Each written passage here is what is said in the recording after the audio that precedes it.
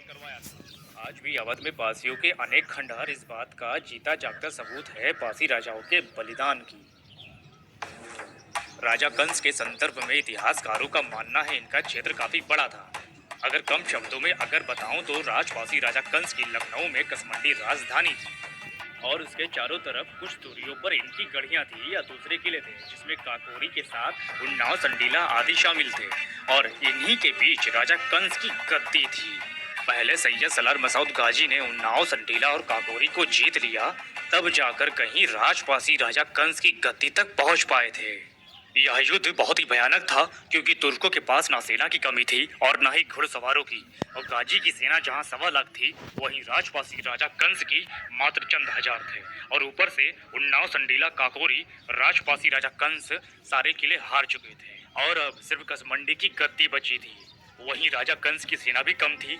हजारों राजपासियों ने अपनी माटी की रक्षा की खातिर एक एक होने के लिए लड़ते लड़ते अपने प्राण न्यौछावर कर दिए, क्योंकि लखनऊ के राजपासी जो युद्ध प्रेमी होते थे अपने आन बान शान को बनाए रखने के लिए किसी भी हद तक जाने के लिए तैयार रहते थे। जब राजा कंस पूरी तरह से घिरने लगे तो उन्होंने एक कुशल युद्ध नीति का परिचय दिया। सेना सहित किले में वापस दाखिल हुए और बाहरी मदद का इंतजार करने लगे। तब तक कसमंडी की गद्दी तुर्कों के विशाल सेना के घेरे में आ चुकी थी और यहीं पर राजा कंस ने वो कर दिखाया जो किसी के लिए भी करना मुश्किल था। जब तुर्कों ने राजा कंस के किलों को चारों तरफ से घेर लिया और किले के चारों तरफ गोल गोल चक्कर काटने लगे थे, जिसको लीड करने वाला मसूद गाजी के बेटे सैयद हातिम और खातिम थे। सैयद हातिम और सैयद खातिम के बड़े प्रयासों के बाद भी कसमंडी के अंदर दाखिल नहीं हो पाया तो वो रात का इंतजार करने लगा। वो रात को ताकत के साथ आक्रमण करने की तैयारी में था और इसी बात को राजपासी राजा कंस ने भाप लिया था और अपने शातिर दिमाग से काम लिया और उन्होंने वो करके दिखा दिया जो उस समय किसी ने किया ना होगा। जैसे रात में तुर्कों की पहल हुई और किले के दरवाजों और दीवारों को तोड़ा जाने लगा, उसी समय राजपासी राजा कंस ने तेल को गर्म करवा कर गेट पे मौजूद सैयद हातिम और खातिम पर झरोकों के सहारे फेंकवा दिया। गरम तेल के चपेट में आने से सैयद हातिम और खातिम वहीं तड़प तड़प के मर गया और फिर वहां तुर्कों की सेनाओं में भगदड़ मच गई। राजपासी राजा कंस ने इस युद्ध का फैसला मानो शेर के मुंह में हाथ डालकर अपनी तरफ कर लिया और इस युद्ध से मसूद गाजी की होश उड़ गई क्योंकि अभी तक उसे किसी ने इतना बड़ा घाव नहीं दिया। और फिर अगली लड़ाई लाखन कोट की होती है। बड़ी निर्दयता से मारे जाने वाले सैयद हातिम और खातिम के पक्षधर वाले लोग राजा कंस को क्रूर बताते हैं। अब आप ही लोग बताओ, दुश्मन हजारों में दरवाजे पे खड़ी हो, आपके सारे मार्ग बंद कर दिए गए हो तो आप क्या करोगे?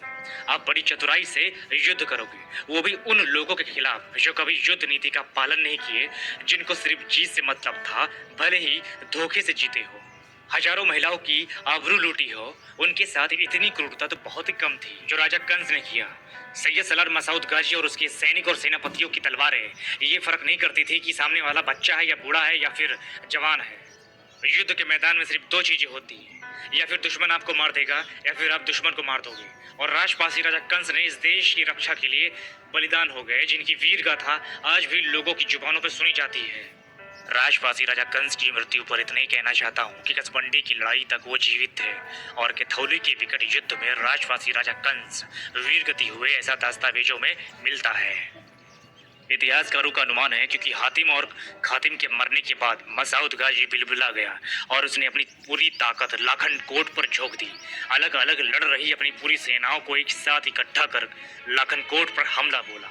लाखन कोट के भीषण युद्ध से लखनऊ की धरती राजपासियों के रक्त से लाल हो गई। अपने संख्या बल के घमंड में चूर मसूद गाजी का नशा चकनाचूर हो गया। जब लखनऊ के राजपासी एक एक कोने के लिए लड़ते रहे। लखनकोट की लड़ाई भले ही बड़ी मशक्कत से मसूद गाजी जीता हो, लेकिन राजा कंस और लखनकोट की शक्तिशाली राजाओं ने गाजी को एक बड़ा गहरा घाव दिया। तभी उसको बहराइच पहुंचने में 2 से 2.5 साल तक का समय लगा।